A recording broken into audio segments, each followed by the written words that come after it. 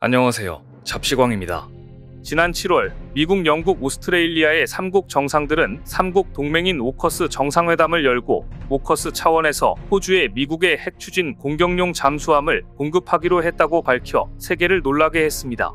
미국의 핵잠수함 제공은 미국의 국방 정책에서 이례적인 일이었고 호주에 대한 미국의 핵잠수함 제공은 중국의 큰 반발도 불렀습니다. 호주는 이렇게 미국으로부터 핵잠수함 건조를 허락받는가 하면 얼마 전 한화의 도움으로 호주 진롱에 자주포와 장갑차를 생산할 공장을 완공하는 등 한국과도 긴밀한 협력 관계를 유지했습니다. 호주는 한국과도 K9 레드백 장갑차 등 여러 방산 협력을 진행 중이기도 합니다. 그런데 이렇게 한국에 밀착하던 호주에서 갑자기 한국의 뒤통수를 치는 먹튀 사건이 여러 건 발생해 황당함을 안겨주고 있는데요. 앞서 한국으로부터 레드백과 K9 자주포 등을 도입하기로 했던 호주가 도입 수량을 대폭 줄이는 등 예기치 못했던 일들이 일어났었는데 이번에는 더 큰 일을 저질렀다고 합니다.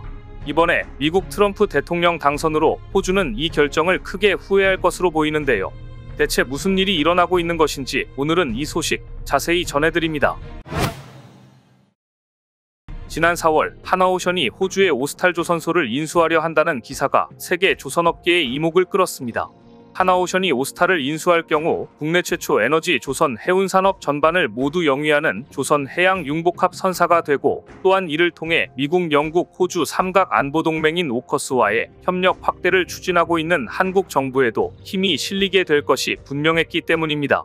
한화오션이 오스탈을 인수하려 했던 이유는 이 조선소 자체가 매력적인 매물이라기보다는 미 해군 군함을 건조하기 위해서는 미국의 자회사를 가지고 있는 오스탈의 인수가 필수였기 때문입니다.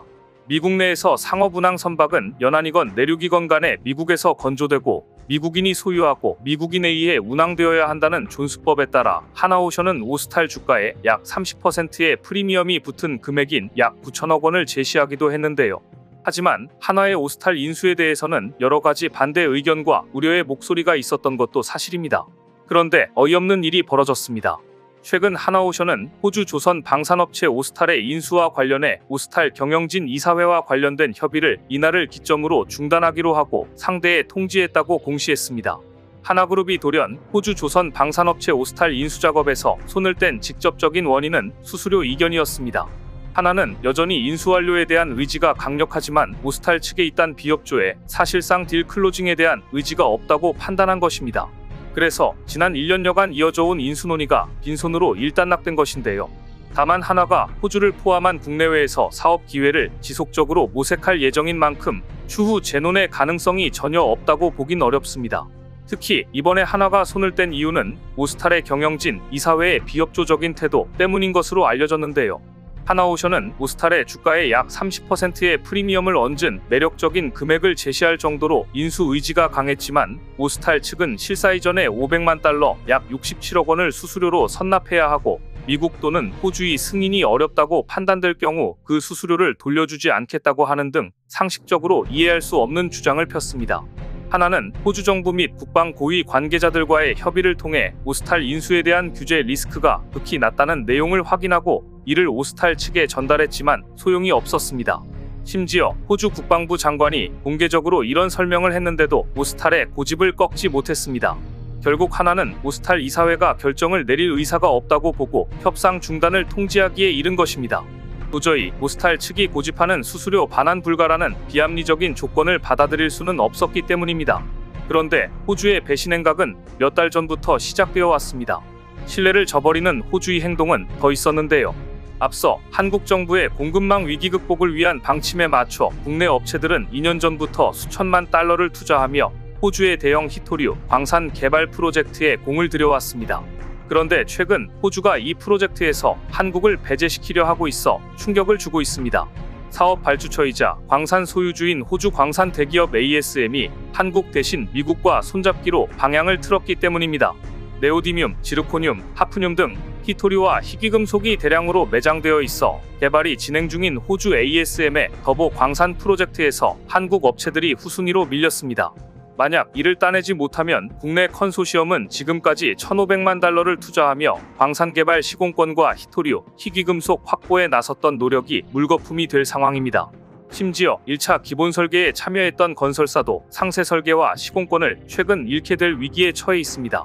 국내 컨소시엄은 더보 프로젝트 초기에 거액의 자금을 투자하며 사업 주도권을 가져왔습니다. 중국에 절대적으로 의존하고 있는 히토류 공급망을 호주로 넓히기 위한 프로젝트였습니다.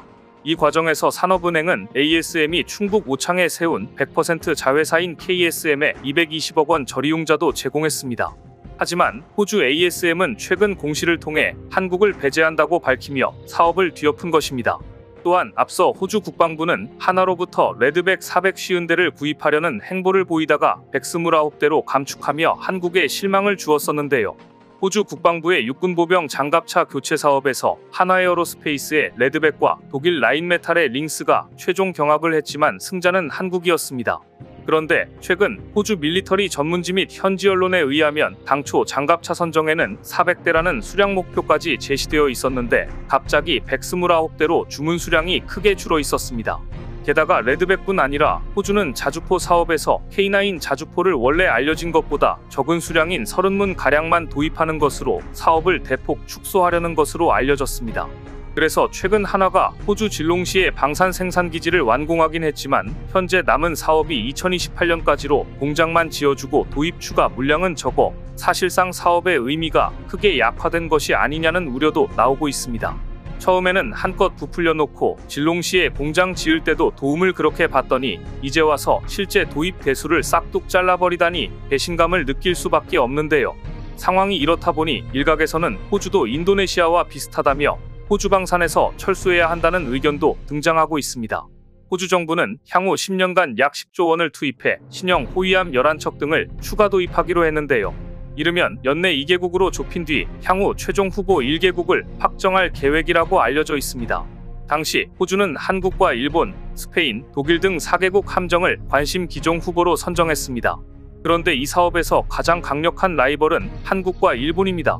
한국은 대구급과 충남급을 제안할 것으로 알려졌으며 반면 일본은 미쓰비시가 건조한 모가미급 호위함을 제안할 것으로 알려졌는데요. 많은 전문가들은 결국 한국이 사업을 따낼 것이라고 전망하고 있었는데요. 그런데 최근 충격적인 소식이 등장했습니다. 호주 정부가 도입을 계획 중인 신형 함정 후보에서 한국을 제외하고 일본과 독일로 압축했다고 현지 공영 ABC 방송이 11월 8일 보도한 것입니다. 호주 정부 고위 소식통은 독일과 일본의 설계가 몇 주 내 공개적으로 발표될 것이라고 밝혔습니다. 유력 후보라고 평가받던 한국이 배제되는 말도 안 되는 일이 벌어진 것입니다. 최근 미 대통령으로 당선된 트럼프도 당선되자마자 한국의 조선업의 도움을 받아 미국의 군함을 건조해야 한다며 요청하는 상황인데요. 호주는 큰 실수를 저지른 것 같습니다. 결국엔 호주는 한국을 놓친 것을 후회할 것으로 보이는데요. 아무래도 군함 건조 능력에 있어서 한국이 일본보다 더 뛰어난 능력을 갖추고 있기 때문입니다. 군국주의를 내세우던 1940년대 일본은 세계 해군 역사에 남을 조롱거리 모가미급 순양함을 건조했습니다. 하지만 당시 영국 해군은 일본이 자신들이 좋아하는 골판지로 전투함을 만들었다며 조롱했고 실제로 모가미급은 화려한 스펙에도 불구하고 실제 전투에서 기대만큼의 성과를 거두지 못했습니다. 결국 전쟁 말기에 일본은 모가미급을 항공순양함을 개조해 운행하는 등 자신들의 실패를 인정하고야 말았고 모가미급 순양함은 숱한 조롱만 받은 채 역사 속으로 사라지는 듯했습니다. 그런데 2019년 일본은 당시의 실패가 뼈에 사무쳤던 것인지 같은 이름의 전투함을 개발하기 시작했는데요. 개발 당시부터 대한민국의 FFX 사업과의 유사성과 전략적 방향성 때문에 외신으로부터 일본과 한국은 계속 비교되곤 했습니다.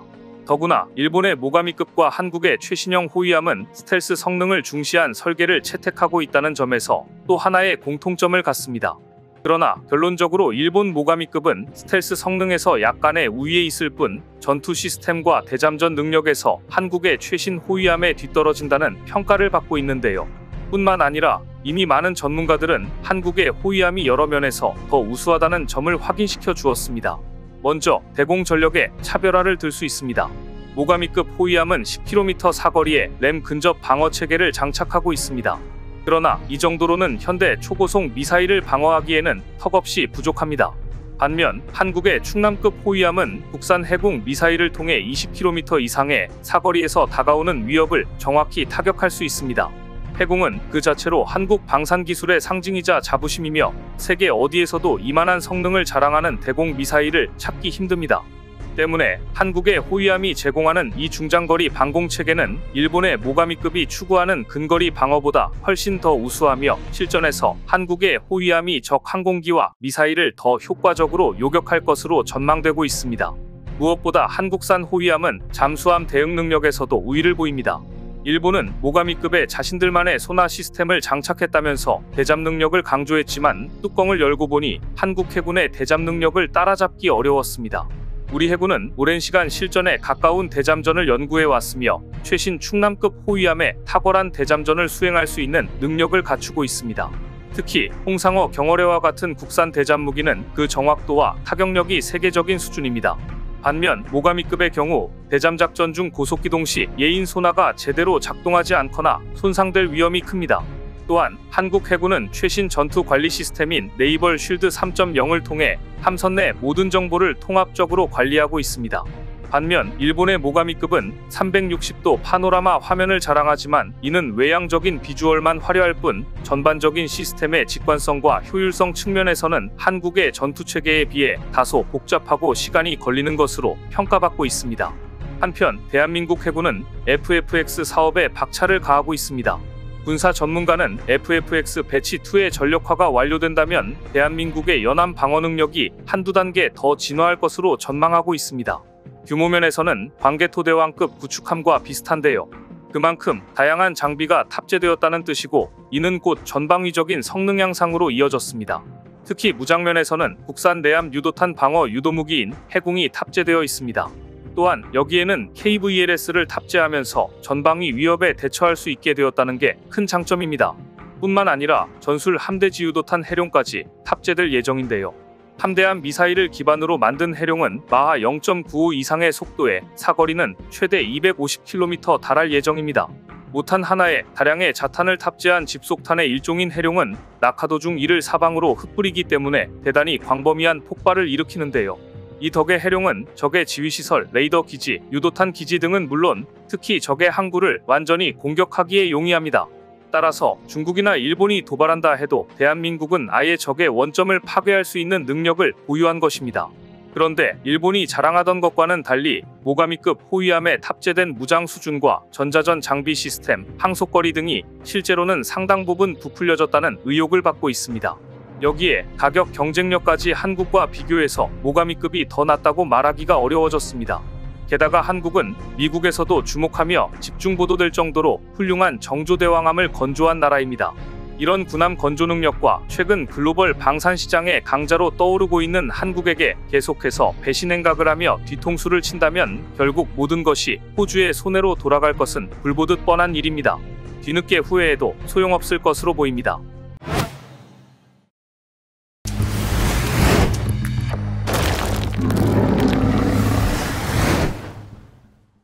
안녕하세요. 잡시광입니다. 제47대 미국 대통령 선거에서 도널드 트럼프 전 대통령이 백악관 재입성에 성공하면서 큰 변화가 예상되는 가운데 한국과 일본의 상황이 완전히 상반돼 주목되고 있습니다. 우선 우크라이나 전쟁 종식을 계속 언급한 만큼 최근 끈끈해진 북한과 러시아의 군사 협력이 약해질 거라는 전망이 나오는데요. 그만큼 최근 고조되고 있는 한반도 정세도 안정화될 가능성이 높아지며 한미동맹 기조로 맺어진 끈끈한 관계가 단단한 바위처럼 유지될 수 있을 거란 분석입니다. 특히나 트럼프가 국방비 지출을 늘릴 가능성이 커 대한민국 방산 수출에는 엄청난 호재로 작용할 것으로 보입니다.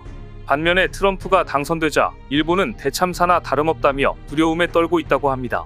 그것도 그럴 것이 사실 일본은 바이든을 적극 지지하며 트럼프를 무시하며 찬밥 취급해 왔기 때문으로 벌써부터 어떻게 보복을 해 올지 걱정하고 있다는데 이에 대해 자세히 알아보겠습니다. 트럼프 미국 대통령 당선인이 자국 조선업에 한국에 도움이 필요하다고 대놓고 밝히면서 조선이 최대수의 업계로 떠올랐습니다. 트럼프의 이런 직접적인 협력 요청은 중국과의 패권 다툼이 갈수록 치열해지는 가운데 한국 조선업의 기술 경쟁력을 활용해 우위를 지키려는 전략으로 보이는데요. 주요 언론에 따르면 트럼프는 미국 조선업이 한국의 도움과 협력을 필요로 하고 있다면서 한국의 세계적인 군함과 선박 건조 능력을 잘 알고 있으며 우리 선박 수출뿐만 아니라 유지 보수 정비 분야에서도 긴밀하게 한국과 협력할 필요가 있다고 전한 것으로 알려졌습니다. 집권 1기 때부터 중국 때리기에 나서고 자국 보호무역주의를 강조했던 트럼프가 한국 조선업에 힘을 빌리겠다는 뜻을 내비친 것으로 그 배경에는 쇠퇴한 미국 조선업이 자리하고 있습니다. 실제로 미국에서 조선업은 20세기 중반까지 중요한 산업 중 하나였지만 20세기 후반에 들어서면서 다른 국가들보다 높은 생산 비용과 임금, 상대적으로 낮은 기술력 등으로 쇠퇴일로를 걷게 됐습니다. 미국은 여전히 해군 선박을 자국 내에서 건조하고 있지만 상업용 선박 건조는 한국 등 다른 나라로 이전됐습니다. 특히 막대한 노동력과 가격 경쟁력으로 급성장한 중국 조선업에 대응하기 위해서는 우방국의 힘이 필요한 상황이었습니다. 이런 이유로 미국은 함정 유지 보수, MRO 분야에서 지속적으로 한국과의 협력을 추진해 왔었습니다. 지난 2월에는 미국 해군성 장관 카를로스 델 토로가 HD현대중공업 울산 본사와 하나오션 거제 사업장을 방문하며 협력 의지를 드러냈습니다. 실제로 HD한국조선해양의 조선 계열사인 HD현대중공업은 지난 7월 미국 해군보급체계사령부와 국내 최초로 함정정비협약 MSRA를 체결하기도 했습니다. 이를 통해 앞으로 5년간 미 해군 해상수송사령부 소속의 지원함과 미 해군 전투함에 대한 MRO 사업 입찰 참여 자격을 확보한 상태입니다.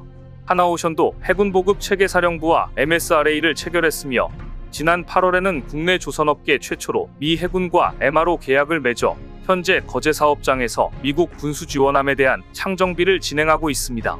하나오션의 미국 함정 MRO 사업은 최근 인수한 미국 필리조선소와의 협력을 통해 탄력을 받을 것으로 전망됩니다. 이런 이유로 방산업계에서는 트럼프 2기 행정부의 에너지 중심 정책이 국내 조선업체의 에너지 운반선 건조 증가로 이어져 조선업종이 수혜를 볼 것이란 관측이 잇따르고 있는데요. 특히나 탱커, LPG, LNG 운반선 등의 신규 수주 물량이 늘어날 것으로 보이며 그간 추진해온 미국 함정 MRO 사업도 속도를 낼 것으로 기대되고 있습니다. 그리고 벌써부터 국내 주식시장은 트럼프의 조선업 협력 제안으로 들썩였는데 하나오션, HD현대중공업 등 국내 주요 조선사의 주가가 15에서 20%가량 큰 폭으로 오르며 급등세를 보였습니다. 이렇듯 트럼프의 재집권으로 대한민국 방산이 더욱더 불붙을 거라는 기대감이 커지고 있는데요. 우크라이나 전쟁 종식을 강조하면서 세계적으로 방위 수요가 증가할 거라는 기대감이 커진 데다 그동안 우리 수출 족쇄로 작용한 수은법도 개정돼 상황이 우리에게 더욱 유리해졌기 때문입니다. 실제로 국내 방산 기업들이 해외에서 경쟁력을 인정받고 글로벌 시장의 주요 플레이어로 입지를 굳히면서 수요가 더욱 확대될 거란 전망입니다. 다름 아닌 트럼프가 미국 중심의 집단 안보 체제인 나토를 부정하고 있어 전 세계적으로 각자 도생을 위한 방산 수요가 늘어날 수 있어서입니다. 특히나 방산업계에서는 중동을 비롯한 신시장에 무기를 수출할 가능성을 매우 높게 바라보고 있는 상황인데요. 중거리 지대공 유도미사일 천궁2의 수출을 본격화한 LIGNX1, 하나에어로스페이스도 K9 자주포, K2 전차의 중동 수출이 기대되고 있습니다. 게다가 트럼프 당선 이후 한국의 핵무장 허용 가능성이 갑작스럽게 거론되면서 우리 안보 정책에도 커다란 변화가 있을 거란 분석이 나옵니다. 실제로 앞서 백악관 국가안보보좌관 후보로 거론된 엘브리지 콜비 전 국방부 전략전력개발 담당 부차관보는 주한미군을 중국 견제에 활용하는 대신 한국의 자체 핵무장을 고려할 필요가 있다며 깜짝 발언을 했습니다. 그는 한국은 미국의 재래식 전력 지원에 대한 기대를 줄이고 직접 한반도를 방어해야 한다며 북한과 이란도 핵능력을 보유했는데 이들이 지키지 않는 규범을 우리만 지키기 위해 벌을 받을 순 없다. 오히려 뒤처진 핵균형을 위해 핵무기를 더 많이 만들어야 한다고 강조했습니다. 콜비 전 부차관보는 트럼프 1기 때 강경한 중국 노선을 핵심으로 한 국방전략문서의 기한을 주도했던 인물로 최근 미 정치 전문 매체에서는 트럼프 2기 국가안보보좌관 인선에 최종 2배수에 들었다고 보도했습니다. 여기에 더해 미 육군에서 20년 근무했던 장교 출신 군사전략 전문가 에이드리언 루이스 교수도 한국은 북한의 핵미사일 무기에 대비해 핵 개발을 비롯한 모든 대비책을 강구해야 한다며 동맹에만 전적으로 신뢰하는 건 안보 측면에서 완전하지 않다. 핵 개발 고려는 한국 국민들의 안보를 위한 것이다라는 발언을 했는데요. 1970년대 주한미군 근무 경험이 있는 루이스 교수는 미 군사 역사, 전략 및 국방 정책을 전공한 군사통으로 꼽힙니다. 루이스 교수는 북한은 이미 ICBM 능력을 확충했다. 이제는 지상 공중 해상에서 3대 핵전력 확보를 위해 나아가고 있다며 미국 본토를 타격할 수 있는 전력을 강화하기 위해 시도하고 있다고 말했습니다.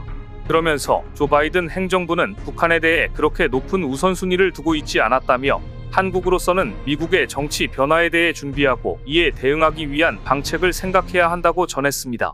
트럼프 재집권으로 국내 안보 정책에도 큰 변화가 예상되지만 돌아가는 상황을 보면 우리에게 유리한 방향으로 흘러갈 것으로 보입니다. 반면에 일본은 트럼프가 당선되자마자 두려움에 떨며 숨죽이고 있다고 합니다. 그것도 그럴 것이 바이든을 적극 지지하며 트럼프를 무시했던 일본의 행보를 보면 대참사라고 표현할 정도로 상황이 좋지 않아 보입니다. 지난 4월만 하더라도 바이든 대통령과 기시다 일본 총리는 정상회담을 열고 군사구조 재편 방안 등 양국 현안을 논의했었습니다. 당시 바이든 대통령은 미일 동맹이 인도태평양을 넘어 전 세계의 평화와 안보, 번영의 초석이라고 강조하며 일본의 지지를 밀어주며 화답하는 장면을 목격할 수 있었습니다. 이들은 양국의 동맹의 군사구조를 재편하는 방안을 논의하면서 미국과 일본의 방산무기 공동개발 등을 논의하며 친밀한 관계임을 과시했는데요. 심지어 바이든 대통령은 기시다 총리를 만나 적기지 공격 능력을 보유하고 방위비를 2배 이상 올린다는 일본의 계획에 대해 역사적이라며 전폭적인 지지를 보내며 일본 군사대국화에 날개 달아주기도 했습니다.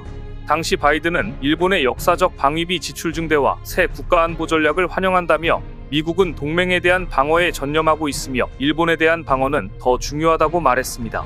기시다 총리도 일본과 미국은 최근 역사에서 가장 도전적이고 복잡한 안보 환경에 직면했다며 일본은 반격 능력 보유를 포함해 근본적 방위력 증강을 결정했다고 화답했습니다.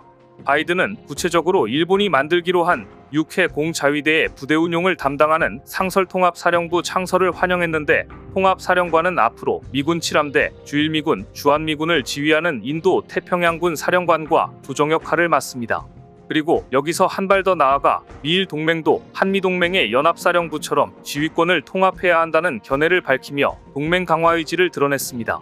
특히나 바이든 대통령은 이례적으로 백악관 건물 밖까지 나와 기시다 총리를 영접하며 어깨에 손을 얹는 등 두 나라의 우호를 극대화하는 모습을 연출하며 엄청난 이목을 끌었는데요. 이렇게 트럼프를 무시하며 바이든을 적극 지지했던 일본은 이제 큰일이 난 것 같습니다. 실제로 일본에서도 트럼프가 제47대 미국 대통령으로 당선되자 긴장하며 미일 관계도 바이든 대통령 시대와는 크게 달라질 것으로 내다봤는데요. 우선 트럼프는 일본의 방위비나 주일미군 주둔 비용 증액을 요구하며 압력을 강화할 것으로 보입니다. 일본 정부는 2022년 국가안전보장 전략 등을 개정하면서 GDP 1% 수준인 방위 예산을 2027년 2%로 늘리기로 했지만 트럼프 발언으로 보면 전혀 만족할 수 없는 수준이기 때문입니다. 아사히 신문은 미국 제1주의를 내건 트럼프 전 대통령의 복귀로 동아시아 안보, 통상 정책의 불안정이 늘어나는 건 불가피하다며 일본 정부는 예측 불가능한 미래를 대비해야 한다고 진단했습니다. 한 방위성 관계자는 트럼프가 무엇을 원할지 몰라 큰일이 났다며 무기 구입에서 돈을 빼앗기는 게 아니냐고 우려하기도 했습니다. 그는 1대1 거래를 선호하는 트럼프에 대한 경계감이 빠르게 확산되고 있다며 미국의 압력이 강해지는 게 아니냐고 내다봤습니다. 더구나 앞서 트럼프와 밀월 관계를 구축했던 아베 전 일본 총리가 숨지면서 트럼프와 접점이 있는 정치인이 사라진 것도 일본에는 불안 요소로 작용하고 있다는 분석인데요. 일본의 상황이 어찌됐든 자업자득으로 보이며 우리는 우리의 이익만 철저하게 따지며 유리한 상황으로 만들어가는 전략이 필요한 순간으로 보입니다. 2024년 4월 바이든 정부는 일본의 미군의 함선 수리를 맡기기로 합의했습니다. 당시 조 바이든 미국 대통령이 기시다 후미오 일본 총리와 대형 미군 함정의 일본 내 수리를 허용하는 합의에 도달했다는 보도가 잇따랐습니다. 당시 언론들은 미국의 이 같은 태도 변화가 동맹국들과 함께 중국을 염두에 둔 억제력을 키우려는 통합 억제 양상의 일환이라고 전했습니다. 미국이 일본의 수리를 원하는 것은 주일미군 요코스카 기지를 거점으로 일본 주변에 전개하는 미해군 제7함대의 소속 대형 함선이었습니다.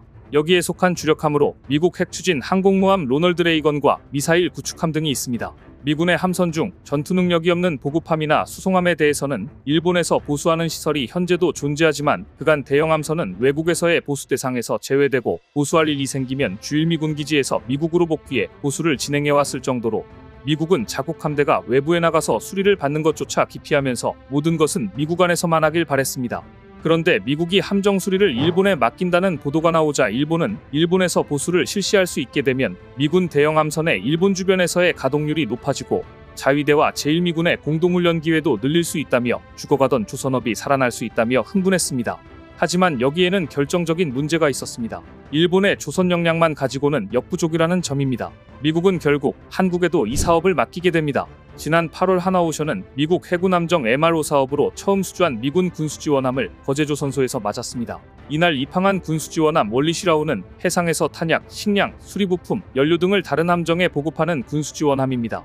당시 미 해군 함정이 수리정비를 위해 국내에 입항한 것은 이번이 처음 있는 일이었기 때문에 많은 국가들의 시선이 거제항에 쏠렸습니다. 하나오션은 거제조선소에서 약 3개월간의 정비 작업 이후 미 해군 측에 인도할 예정입니다. 또한 3달이 지난 11월 하나는 미국으로부터 두 번째 MRO 사업 수주에 성공하면서 사실상 미군 함정 수리 프로젝트의 중추적인 역할을 맡게 되었습니다. 게다가 최근 미 대선에서 이긴 트럼프 당선인은 당선 직후 한국에 미군 군함을 맡기겠다고 말해 한국 조선업계는 물론 중국, 일본 등 경쟁 조선업계가 화들짝 놀랐습니다. 전임 바이든 행정부가 함정 수리 사업에서 일본에 주된 권한을 줬던 것을 뒤집겠다는 의미로 해석되었기 때문입니다. 이달 초 트럼프 당선인은 미 대선의 승자가 된 직후 미국의 조선업은 한국이 도움과 협력이 필요하다. 한국의 건조 능력을 알고 있으며 보수와 수리, 정비 분야도 한국과 협력이 필요하다. 이 분야에서 더 구체적으로 이야기 나누길 원한다고 말해 앞으로 미국이 한국 조선업에 상당한 기회를 줄 것을 시사했습니다. MRO는 함정과 지원 선박의 유지, 보수, 정밀 검사를 말하는데요. 해상에서 최적 위성능을 유지하기 위해 엔진을 관리하고 함정 정밀 검사 및 보수를 합니다. 또한 수명을 연장하기 위해 해군 함정 내 특정 구성 요소와 시스템을 관리하기도 합니다. 미 MRO 시장은 연간 약 20조 원에 이르는 대규모 시장으로 특히 장기적으로 다른 나라의 수주전에서도 유리할 수 있습니다. 이미 국내 조선업계는 MRO 시장에 뛰어들었습니다. 하나오션과 하나시스템이 지난 8월 미 해군이 발주한 함정 MRO 사업을 수주해 경남 거제 사업장에서 미군 군수지원함에 대한 창정비를 하고 있는 중입니다. HD현대중공업도 내년부터 본격적으로 MRO 사업 입찰에 뛰어들 계획입니다. 이를 위해 지난 7월 미국 해군 보급체계사령부와 함정정비협약을 체결해 향후 5년간 미국 해상수송사령부의 지원함과 미 해군 전투함에 대한 MRO 사업 입찰 참여 자격을 얻었습니다. 한국은 MRO에서 더 나아가 군함건조도 기대해볼 수 있습니다. 현재 미 해군은 올해부터 2028년까지 약 55척의 함정을 건조할 계획입니다. 그런데 이때 한국에 아주 유리한 발언이 나와 주목됩니다. 헨리 해거드 전 주한미국 대사관 정무공사는 지난 7일 전략국제문제연구소 홈페이지에 올린 글에서 미국이 한국과 관계 강화를 통해 되살릴 수 있는 산업으로 조선업을 꼽았습니다. 해거드 전 공사는 이렇게 지적했습니다. 차기 미국 대통령과 의회가 미국의 조선업을 구하고 미래의 군사 및 화물용으로 필요한 선박을 공급할 역량을 보존하려면 선박을 미국 밖에서도 만들 수 있도록 존스법을 개정해야 한다. 존스법은 미국 내 항구를 오가는 모든 화물은 미국에서 건조되고 미국인 선원이 탑승한 미국 선적의 선박에만 운송하도록 해 다른 국가에서 만든 선박의 미국 수출을 막는 역할을 해왔습니다. 하지만 해거드 전 공사는 미국 밖 건조를 허용해야 하는 선박의 예로 액화천연가스 운반선은 1970년대 이후 미국에서 만든 적이 없다고 지적하면서 미국 내 선박 건조를 장려하기 위해서는 미국의 현대적이며 자동화된 조선소를 새로 지을 경우 공동소유 구조를 허용하는 방안까지 제시하면서 관련법 보완을 촉구했습니다. 나아가 해거드 전 정무공사는 이렇게 밝혔습니다. 혁신적인 한국 기업들이 미국에 중대한 투자를 하도록 허용해 미국의 선박 건조 역량을 보존하고 새로운 일자리 수천 개를 창출할 뿐만 아니라 미국이 우리 군대와 산업에 필요한 최첨단 선박 건조에서 세계를 선도하는 역할을 하는데 도움이 될 수 있다. 그는 또 미국 철강 산업을 살리는 해법은 관세가 아닌 협력이라면서 미국이 한국에 대해 무역확장법 232조 철강 관세와 쿼터를 폐지해야 한다. 미국 철강 산업이 한국의 철강 회사들과 합작 투자를 모색해야 한다. 한국 기업들이 조선과 철강뿐만 아니라 배터리와 반도체 등 산업에서 미국에 계속 투자할 수 있도록 미국 의회가 한국 동반자 법안을 처리해야 한다고 주장했습니다. 한국 동반자 법안은 전문 기술 등을 보유한 한국 국적자를 대상으로 연간 최대 1만 5천 개의 비임인 전문 취업 비자를 발급하도록 하는 내용을 담고 있습니다. 한국을 잘 아는 미국 외교관이 이처럼 구체적인 법 개정까지 언급하면서 지금 조선, 철강, 반도체, 배터리 분야에서 한국의 기술력이 미국에 얼마나 필요한지를 역설한 것입니다. 최근 미국은 해군 전력의 유지 보수를 위해 한국의 우수한 K해양 방산에 주목하고 있는데요. 미국 국방부는 지역 유지 보수 프레임워크 정책에 따라 군수 정비 허브를 인도 태평양 지역 5개국에 구축한다는 계획하에 한국을 방산협력의 중요 거점으로 보고 있습니다. 특히 하나오션은 미국 필라델피아에 위치한 필리조선소 인수 계약을 체결했고 원리 실화 프로젝트를 통해 미국 해군 함정의 유지보수 관리 시스템에 대한 이해도가 높아 함정 MRO 사업 분야에서 미국의 확고한 신뢰를 얻은 것으로 평가됩니다. 미국은 중국의 해양 굴기를 제압하고 글로벌 공급망 확보를 위해 신뢰할 만한 경제 안보 파트너가 절실히 필요한 상황인데요. 해군 군사력 강화 차원에서도 세계 최고 수준 기술력을 갖춘 K조선에 대한 관심이 클 수밖에 없습니다. 하나오션은 2022년 9월 하나그룹 인수를 기점으로 함정 MRO 사업을 주력 사업으로 추진하고 있다. 지난 8월엔 미국 해군보급 체계사령부와 계약을 체결하고 사업 참여 자격을 획득했습니다. 통상 1년이 걸리는 인증기간을 7개월로 대폭 단축하며 기술력을 입증했습니다. 트럼프 당선인이 한국과 조선업 협력이 필요하다는 입장을 밝힌 가운데 백악관 국가안보보좌관으로 임명된 마이크 왈츠 하원 의원이 오래전부터 이 사안에 관심을 보인 것으로 나타났습니다. 왈츠 의원의 그간 의회 활동과 발언을 보면 미국이 중국과 전략적 경쟁에서 이기려면 해군력이 매우 중요하며 중국보다 작고 낙후된 미국의 조선업을 키워야 한다. 이를 위해 정부가 조선업계에 장기간 투자하되 당장 필요한 선박건조 수리 역량 등을 확보하기 위해 한국, 일본, 인도 등 동맹과 협력해야 한다는 입장인 것으로 알려졌습니다. 트럼프 행정부가 내년 1월 출범하면 왈츠 의원은 이런 구상을 적극적으로 추진할 것으로 관측됩니다. 그는 지난달 28일 싱크탱크인 애틀랜틱 카운슬 대담에서 선박건조 전문성과 중국 밖에서 대규모로 건조할 능력은 일본과 한국에 있다. 그들이 우리와 의미 있는 방식으로 협력하게 하는 것 외에는 우리에게 선택의 여지가 없다. 단기적으로는 그렇게 해야 한다고 말했습니다. 작년 9월 국방전문지 리얼 클리어 디펜스 기고에서는 이제 중국이 미국의 200배가 넘는 건조 역량을 보유하고 있기 때문에 우리는 시간과 싸움을 하고 있다. 당연히 우리의 모든 선박이 미국산이면 좋겠지만 우리는 최대 적과의 경쟁에서 미국산, 일본산, 한국산, 유럽산 선박의 혼합이 필요하다고 주장했습니다. 왈츠 의원은 지난 4월에는 미국이 쇠락하는 해양력을 복원하려면 국가 해양 전략이 필요하다면서 전략을 수립하는 데 필요한 의회 차원의 지침을 내놓기도 했습니다. 이 지침에는 트럼프 당선인의 국무부 장관으로 발탁된 것으로 보도된 마코 루비오 상원의원도 이름을 올렸습니다. 이 지침은 미국이 해양 패권을 중국에 내주지 않으려면 조선 해운업에 대대적으로 투자해야 한다고 권고했습니다. 그러면서 조선 해운업 재건에 드는 비용과 시간, 복잡성을 줄이기 위해 조약 동맹국들과 상호 호혜적인 관계를 모색할 것을 제안했는데요. 또 미국이 남중국해와 호르무즈 해협 등 동해에서 항해의 자유를 보장하기 위해 수행하는 해양 작전의 부담을 동맹과 나눌 것을 주문했습니다. 왈츠 의원은 이 지침에서 권고한 내용을 비롯해 미국의 조선업을 살리기 위한 구체적인 방안을 조만간 법안을 통해 공개할 것으로 예상됩니다. 더구나 왈츠 의원은 미국 조선업에 대해 이렇게 일갈했습니다. 필리조선소를 인수하는 한화나 현대중공업을 방문하거나 일본에 가서 그들의 발전상을 보면 21세기 수준의 선박건조와 수리를 보게 되는데 미국 조선소 몇 곳에 가면 1930년대 이후 달라지지 않은 것 같다. 수년간 투자해온 우리 동맹들과 제대로 협력해 그 지식재산과 노하우를 다시 미국으로 가져와야 한다. 이런 분위기를 타고 한국은 이제 전 세계 함정 900조 시장을 노리고 있습니다. 글로벌 시장조사기관 포춘 비즈니스 인사이트에 따르면 전 세계 함정 시장 규모는 2030년 약 900조 원으로 급증할 것으로 예상됩니다. 특히 아시아 태평양의 제해권을 두고 미중 경쟁이 벌어지면서 함정 수요는 계속 늘어날 것이며 우크라이나 전쟁으로 인해 K방산이 지상 항공 무기체계 수출 성과를 올렸다면 이제는 함정 수출의 시대가 될 것이라는 전망이 나오고 있습니다. 그리고 이때 캐나다의 해군사령관이 자국의 60조 규모의 잠수함 사업 파트너 찾아 한국을 찾아 이목이 쏠렸습니다. HD현대중공업은 12일 앵거스탑시 캐나다 해군사령관이 한국방위사업청 해군본부 관계자와 울산 HD현대중공업 본사를 방문했다고 밝혔습니다. 캐나다는 현재 3,000톤급 잠수함 8에서 12척을 도입하는 캐나다 순찰 잠수함 프로젝트를 진행하고 있는데요. 탑시 사령관은 HD현대중공업이 건조에 창정비 중인 한국해군 주력 잠수함을 살펴보고 잠수함 건조시설과 생산 설비 등을 둘러본 것으로 알려졌습니다. 이 자리에서 HD현대중공업은 캐나다 잠수함 도입 사업 구상을 소개했고 양국 간 연구개발과 인력 양성 등 협력 방안도 논의했다고 전해집니다. 앵거스탑시 캐나다 해군사령관은 HD현대중공업의 함정 관련 기술력에 깊이 감동받았다. 특히 다양한 프로젝트를 동시에 진행하면서도 적기에 인도할 수 있는 능력이 인상 깊다고 말했습니다. 또한 탑시사령관은 경남 거제 하나오션 사업장도 방문해 장보고3 배치2 잠수함의 설계 생산 과정을 지켜봤습니다. HD현대중공업과 하나오션은 캐나다 방산시장을 향해 정조준하고 있는데요.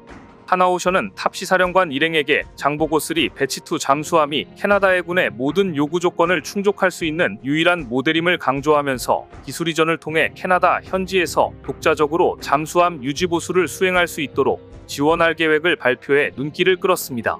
캐나다는 3,000톤급 잠수함 8에서 12척을 도입할 예정으로 순수 사업비는 20조 원이 넘고 후속 군수 지원까지 포함하면 총 60조 원 규모로 추산됩니다. 이는 폴란드 방산 수출 442억 달러, 60조 9,916억 원 규모와 맞먹는 초대형 사업입니다. 지구온난화의 영향으로 북극해의 얼음이 녹아내리면서 오는 2050년쯤엔 북극해 항로가 유럽과 동아시아를 잇는 가장 효율적인 항로가 될 것으로 예상되는 등 전략적 가치가 커지고 있습니다. 이와 관련 러시아 잠수함의 북극해 전개도 활발해졌다고 합니다. 이에 따라 현재 4척의 노후 잠수함을 운용하고 있는 캐나다는 러시아와 중국 등에 맞서 북극권을 방어하기 위해 잠수함 전력 강화 등을 통해 해양안보 역량을 강화하는 방향으로 국방정책을 수정했는데요. 신형 잠수함 도입이 시급한 캐나다와 세계 최고의 한국조선이 만난다면 흥미로운 결과를 도출할 수 있을 것으로 예상됩니다. 앵거스탑시 캐나다 해군사령관의 HD현대중공업과 하나오션 방문이 캐나다 노후 잠수함 도입 사업에 어떤 영향을 줄지 세계가 지켜보고 있습니다. 그런데 이렇게 트럼프 당선인조차 한국조선업에 러브콜을 보내고 한국조선업이 주목받고 있는 이런 상황에서 일본의 최악의 사고가 발생했습니다. 지난 10일 일본 규슈 후쿠오카현 해역을 항해 중이던 해상자위대함정 우쿠시마에서 화재가 발생해 진화 작업이 진행되고 있습니다. 교도통신과 NHK 등은 일본 해상자위대함정이 규슈 북부해역을 항해하던 중 엔진실에서 발생한 화재로 전복됐다고 보도하면서 이번 사고가 규슈 후쿠오카현 무나카타시 오시마섬에서 약 2.5km 떨어진 곳에서 일어났다고 밝혔습니다.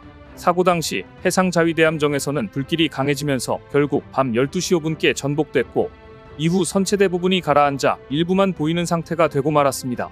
이 사고로 엔진실에서 당직 근무를 하던 30대 대원이 실종됐고 엔진실에서 함께 근무한 20대 대원은 연기를 마시고 통증을 호소해 병원으로 이송됐으나 생명에는 지장이 없는 것으로 알려졌습니다.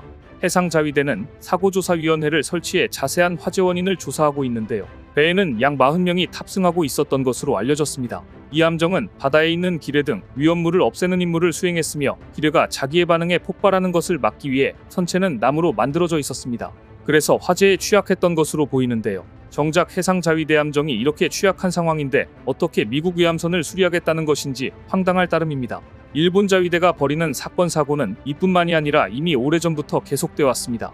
2009년 해상자위대 소속 호위함 구라마는 부산에서 오사카로 가던 한국 국적 컨테이너선과 일본 후쿠오카현 간모네협에서 충돌해 화재가 나 굴욕을 일본 가나가와 요코스카 기지에 정박해 있던 일본 해상자위대의 호위함에서 화재가 발생해 호위함의 지휘실이 형체를 알아볼 수 없을 정도로 탄 적도 있었는데요.